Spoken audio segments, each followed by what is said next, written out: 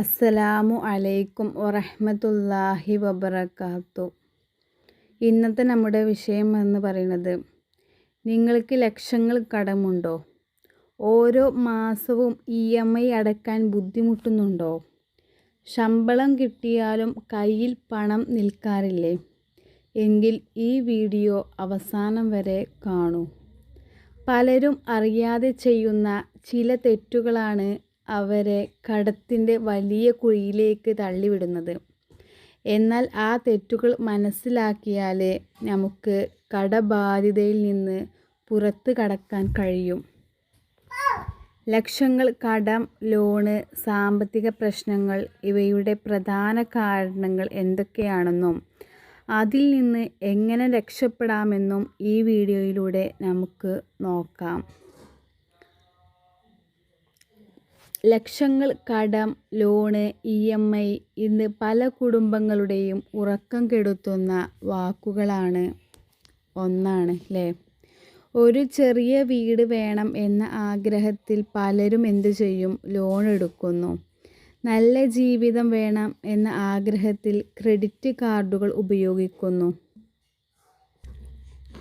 എന്നാൽ അറിയാതെ തന്നെ കടത്തിൻ്റെ ചെങ്ങലയിൽ പെട്ടുപോകുന്നു. ഓരോ മാസവും EMI അടയ്ക്കാൻ ഓടുന്ന ജീവിതം.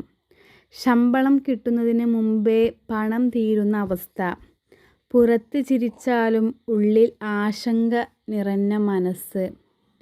പക്ഷേ ഒരു ചോദ്യം, എന്തുകൊണ്ടാണ് പലരും ലക്ഷങ്ങൾ കടത്തിൽ വീഴുന്നത്? ആവശ്യത്തേക്കാൾ കൂടുതലായി ചെലവഴിക്കുന്നത് അല്ലേ? അതല്ലേ പ്രധാനമായിട്ടുള്ള അതിൻ്റെ ഉത്തരം എന്ന് പറയുന്നത്. അതല്ലേ, ആവശ്യത്തേക്കാൾ കൂടുതലായി ചെലവഴിക്കുന്നത് കൊണ്ടാണ് അല്ലേ? മറ്റുള്ളവരെ പോലെ ജീവിക്കാനുള്ള മത്സരം, വരുമാനത്തേക്കാൾ വലിയ ബാധ്യതകൾ ഏറ്റെടുക്കുന്നത്, സേവിങ്സ് ഇല്ലാത്തത്, അപ്രതീക്ഷിത രോഗങ്ങളും ജീവിത പ്രതിസന്ധികളും. ഇതുകൊണ്ടൊക്കെയാണ് പലരും ലക്ഷങ്ങൾ കടത്തിൽ വീഴുന്നത് അല്ലേ? ഇവയൊക്കെയാണ് പലരെയും കടത്തിൻ്റെ കുഴിയിലേക്ക് തള്ളിവിടുന്നത്.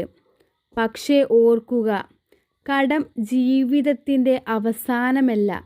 ശരിയായ പ്ലാനിങ്ങും ക്ഷമയും ഉണ്ടെങ്കിൽ അതിൽ നിന്ന് പുറത്തു വരാൻ നമുക്ക് കഴിയും. ചെലവുകൾ നിയന്ത്രിക്കുക, അനാവശ്യ വായ്പകൾ ഒഴിവാക്കുക, വരുമാനത്തിൻ്റെ ഒരു ഭാഗം സ്ഥിരമായി മാറ്റിവെക്കുക, അള്ളാഹുവിൽ ആശ്രയിക്കുകയും ദുആ ചെയ്യുകയും ചെയ്യുക. ഇനി ഞാൻ ഈ വീഡിയോൻ്റെ അവസാനത്തിലായിട്ട് നമുക്ക് എങ്ങനെയൊക്കെ പണം നിയന്ത്രിക്കാം, നമ്മുടെ കാര്യങ്ങളൊക്കെ കഴിഞ്ഞിട്ടും പണം എങ്ങനെ നമുക്ക് സ്വരൂപിക്കാം എന്നുള്ളതിനെ കുറിച്ചിട്ട് ഇസ്ലാമിക ടിപ്സ് ഞാൻ നിങ്ങൾക്ക് പറഞ്ഞു തരുന്നുണ്ട് കേട്ടോ. ഇന്ന് നിങ്ങൾ കടബാധ്യതയിലാണെങ്കിൽ നിരാശപ്പെടേണ്ട. ഇരുട്ടിന് ശേഷം വെളിച്ചം വരുന്നത് പോലെ പ്രയാസങ്ങൾക്ക് ശേഷം ആശ്വാസവും വരും. അല്ലാഹു സുബ്ഹാനഹു വ തആല പറയുന്നു, തീർച്ചയായും പ്രയാസത്തോടൊപ്പം ആശ്വാസമുണ്ട്. ഞങ്ങളോട് പറഞ്ഞില്ലേ, സൂറത്തു ഷറഹിൽ പറയേണ്ട, ഒരു എളുപ്പമുണ്ടെങ്കിൽ അവിടെ ഒരു പ്രയാസം ഉണ്ടാവും, പ്രയാസം ഉണ്ടെങ്കിൽ അവിടെ ഒരു എളുപ്പം ഉണ്ടാവും, ഒരു കയറ്റവും മറക്കോ അല്ലേ? അതുകൊണ്ട് നമ്മൾ ഒരിക്കലും പ്രതീക്ഷ കൈവിടരുത്. ഇന്ന് നമ്മൾ നേരിടുന്ന കടവും പ്രശ്നങ്ങളും നാളെയൊരു ഓർമ്മ മാത്രമായേക്കാം. അല്ലാഹു സുബ്ഹാനഹു വ തആല നമ്മളെ കയറ്റാൻ കരുതിയാൽ കയറ്റും ചെയ്യും, അറക്കാൻ കരുതിയാൽ അറക്കുകയും ചെയ്യും. എന്ന് വെച്ചാൽ നമുക്ക് നല്ലോണം നമ്മളെ ദരിദ്രനാക്കാൻ കരുതിക്കണമെങ്കിൽ അവിടെ ദരിദ്രനാക്കാനും കഴിയും, ധനികനാക്കാൻ അള്ളാഹു കരുതിക്കണമെങ്കിൽ അവിടെ ധനികനാക്കാനും കഴിയും. അങ്ങനെയാണല്ലോ. ഇപ്പോൾ ഞങ്ങളെ വീടിൻ്റെ അടുത്ത് തന്നെ ഒരു കുടുംബം ഉണ്ടായിരുന്നു. അവർ വാടക വീട്ടിലാണ് താമസിച്ചിരുന്നത് കേട്ടോ. അവരുടെ കുട്ടി ഞാൻ കണ്ടിരിക്കണു അവരെ. ഞങ്ങൾ മദ്രസക്കൊക്കെ പോകുമ്പോൾ അവർ വാടക വീട്ടിലാണ്. 2 റൂമും ഒരു സിറ്റൗട്ടും ഒരു ചെറിയൊരു ഹാളൊക്കെ ഉള്ള ഒരു ചെറിയൊരു വീട്ടിൽ 2500 അങ്ങനെ എന്തോ ആണ് അതിൻ്റെ വാടക കൊടുത്തിരുന്നത്. ഇപ്പോൾ അൽഹംദുലില്ലാ അവർക്ക് റബ്ബ് നല്ലോണം കയറ്റുണ്ട്. കാരണം അദ്ദേഹത്തിന് ആ താത്താൻ്റെ ഹസ്ബൻഡ് ഗൾഫിലേക്ക് പോയി അവിടെ നല്ല ബിസി, നല്ല എന്താ പറയുക, നല്ല ജോലിയൊക്കെ ആയി, നല്ല സാലറി ശമ്പളമൊക്കെ ആയപ്പോൾ പടച്ചോൻ അവരെ കയറ്റാൻ കിട്ടിയൊരു സമയമാണ്. അതുപോലെ തന്നെ അവരൊരു കുറിയിൽ കൂടി ആ കുറി ആദ്യത്തെ നറുക്ക് അവർക്ക് തന്നെ കിട്ടി. അതുപോലെ തന്നെ അത് സ്വർണ്ണത്തിൻ്റെ ഒരു കുറി കൂടി. ഇനി ആദ്യത്തെ നറുക്കടിച്ച നമുക്ക് അതെങ്ങനെയായിരുന്നു അറിയോ, എല്ലാ നറുക്കും ഒരു നറുക്കിൽ നമുക്ക് നറുക്കെടുത്തപ്പിൽ കിട്ടിയാൽ പിന്നെ നമുക്ക് അടക്കണ്ട, അങ്ങനത്തെ ഒരു കുറിയായിരുന്നു.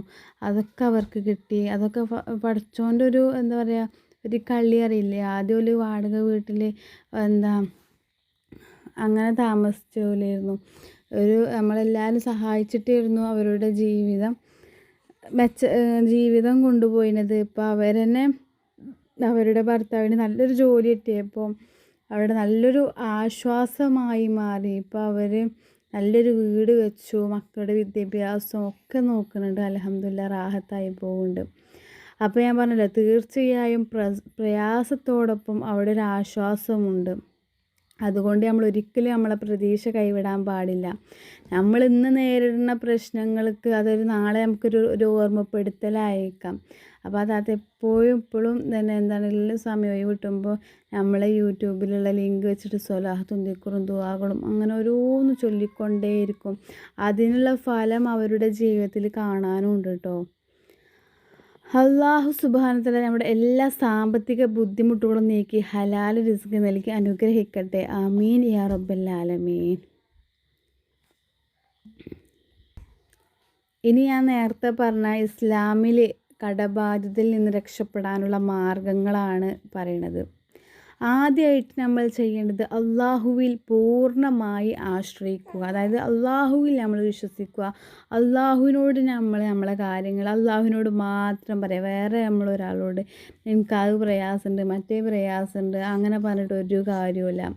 അവരത് കേൾക്കുക മാത്രമാണ് ചെയ്യുക. ആരും അതിന് വേണ്ടിയിട്ട് നമ്മളെ സഹായിക്കാനൊന്നും പോണില്ല. പിന്നെ കുറച്ച് അതിലുള്ളപോലെ എന്തെങ്കിലുമൊക്കെ ചെറിയൊരു സഹായം അങ്ങനെ എന്തെങ്കിലുമൊക്കെ ചെയ്യും. അത് അൽഹംദുലില്ലാ. അപ്പോൾ അവർക്ക് വേണ്ടി നമ്മൾ പ്രാർത്ഥിക്കാം, നമുക്ക് അതുള്ളല്ലോ കഴിയാം. പക്ഷെ എന്നാലും നമുക്കത് നമ്മളെ ജീവിതത്തിക്ക് ഒരു ചെറിയൊരു ആശ്വാസം അത്രേ ഉള്ളൂ. പക്ഷെ നമ്മൾ അള്ളാഹുവിനോട് നമ്മളെ കാര്യങ്ങൾ പറയാം. അള്ളാഹിനോട് നമ്മൾ പറഞ്ഞാൽ അള്ളാഹു നമ്മളെ കൈവിടൂല എന്നാണ്. നമ്മൾ ഏത് സമയത്തും പടച്ചോനെ നമ്മളെ കൂടെ ഉണ്ടാവും. എല്ലാ നിസ്കാരങ്ങൾക്ക് ശേഷം അള്ളാഹുവിനോട് സഹായം തേടുക. 5 വക്ത് നിസ്കാരമില്ല, 5 വക്ത് നിസ്കാരം കളാ ആകാതെ നിസ്കരിക്കുക. നിസ്കാരത്തിന് ശേഷം അള്ളാഹു എന്നോട് ചോദിക്കാൻ പറഞ്ഞിരിക്കണേ, എന്നോട് ചോദിക്കുവിൻ നിങ്ങൾ. അപ്പോൾ അള്ളാഹുവിനോട് നമ്മൾ ചോദിക്കാം. എല്ലാ നിസ്കാരങ്ങൾക്ക് ശേഷവും നമ്മൾ ആവശ്യം എന്താണോ, ആഗ്രഹം എന്താണോ അത് അള്ളാഹുവിനോട് ചോദിക്കുക. അതുപോലെ തന്നെ നമ്മൾ ദിവസവും പാപങ്ങളൊക്കെ ചെയ്യുന്നവരാണ്. അപ്പോൾ തൗബയും ഇസ്തിഗ്ഫാറും വർദ്ധിപ്പിക്കുക. ധാരാളം ഇസ്തിഗ്ഫാർ വർദ്ധിപ്പിക്കുക. അതൊക്കെ ഇതിന് കടബാധ്യതയിൽ നിന്ന് രക്ഷപ്പെടാനുള്ള മാർഗ്ഗമാണ്. അതുപോലെ തന്നെ നമ്മൾ ചെയ്തു പോയ പാപങ്ങൾക്ക് അള്ളാഹുവിനോട് തൗബ ചെയ്ത് മടങ്ങുക. പിന്നെ അലം നശ്റഹ് സൂറത്ത് ഓതുക. പിന്നെ ഒരു ദുആ ഉണ്ട് കേട്ടോ, അത് ഞാൻ നാളത്തെ വീഡിയോയിൽ പറഞ്ഞതിൻ്റെ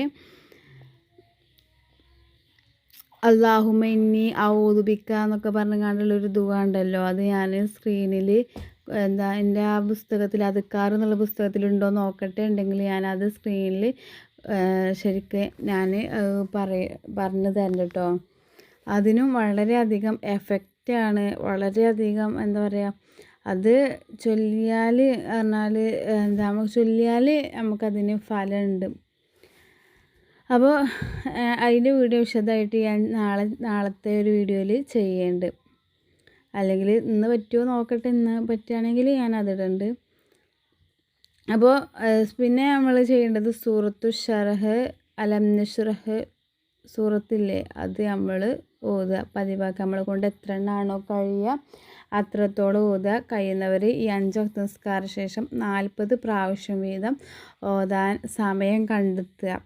ഈ ബുദ്ധിമുട്ടുന്നവർക്കാണ് പറഞ്ഞിരുന്നത്. ഇനി ആഗ്രഹങ്ങളൊക്കെ ഉണ്ടെങ്കിലൊക്കെ വെച്ച് ചൊല്ലിയാലും അത് സാധിക്കും. നമുക്കിതിനും ഒക്കെ അതിനൊരു കാരണമാകും. അതുപോലെ തന്നെ മറ്റൊരു മാർഗ്ഗമാണ് ഹലാൽ വരുമാനം തേടുക. ഹലാലായ മാർഗത്തിലൂടെ സമ്പാദിക്കുന്നതിൽ ബർക്കത്ത് ഉണ്ടാകും. പിന്നെ അനാവശ്യ ചെലവുകൾ ഒഴിവാക്കുക. ഇസ്ലാം എപ്പോഴും മിതത്വം പഠിപ്പിക്കുന്നുണ്ട്. അതായത് ആവശ്യവും ആഡംബരവും വേർതിരിച്ചറിയുക.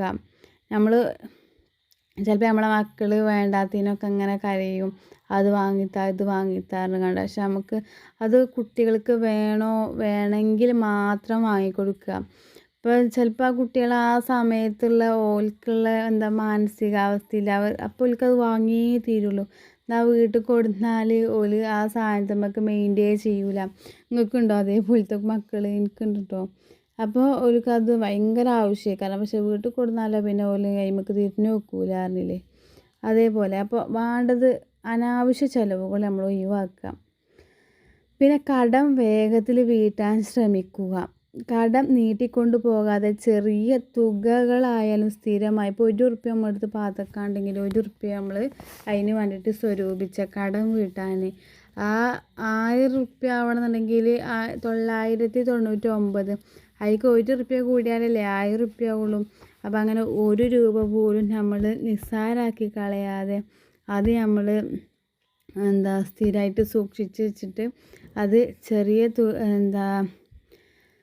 ചെറിയ തുകകളായിട്ട് നമ്മൾ സ്ഥിരമായിട്ട് അടയ്ക്കുക. അല്ലെങ്കിൽ നമ്മൾ അതിന് വേണ്ടിയിട്ട് ഇപ്പം ഇന്ന് ജോലി കഴിഞ്ഞ് വന്നാൽ ഇപ്പോൾ നമ്മൾ ഇന്നിപ്പോൾ 1000 രൂപയ്ക്കോ അല്ലെങ്കിൽ 800 രൂപയ്ക്കോ നമ്മൾ പണിയെടുത്ത് കഴിഞ്ഞാൽ 100 രൂപയ്ക്ക് വീട്ടിലത്തെ ചിലവ്, അങ്ങനെ ഓരോ ചിലവ് വെച്ചിട്ട് നമ്മൾ ചെയ്ത് കഴിഞ്ഞാൽ നമ്മളെ കടം വേഗത്തിൽ വീട്ടാൻ നമുക്ക് സഹായിക്കും.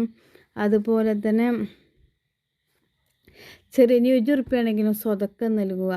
കഴിയുന്നത്ര നമുക്ക് കയ്യാണെന്നുണ്ടെങ്കിൽ സ്വതക്ക നൽകുക. ആ സ്വതക്ക ചെയ്യുമ്പോഴൊക്കെ നമ്മൾ മനസ്സിൽ ചെയ്യണം, മനസ്സിൽ നിയത്ത് ചെയ്യണം, റബ്ബേ എന്നെക്കൊണ്ട് ഇതിലേറെ കൊടുക്കാൻ എൻ്റെ കയ്യിലുണ്ടെന്നുണ്ടെങ്കിൽ ഞാൻ കൊടുക്കും. പക്ഷെ എൻ്റെ കയ്യിൽ ഇന്ന് ഈ ഒരു തുക മാത്രമേ ഉള്ളല്ലോ റബ്ബേ, നിൻ്റെ ഖജനാവിൽ എത്ര ഉണ്ട്, നീ കരുതിയാൽ എനിക്ക് എത്രത്തോളം എനിക്ക് ആൾക്കാർക്ക് സ്വതക്ക കൊടുക്കാൻ കഴിയും. അപ്പോൾ ഇന്ന് ഞാനിത് കൊടുക്കണു, ഇതിലേറെ എനിക്ക് കൊടുക്കാൻ കഴിയട്ടെ എന്നൊക്കെ നമ്മൾ പ്രാർത്ഥിച്ച് നല്ല നീയത്തോടു കൂടി സ്വതക്ക നൽകുക.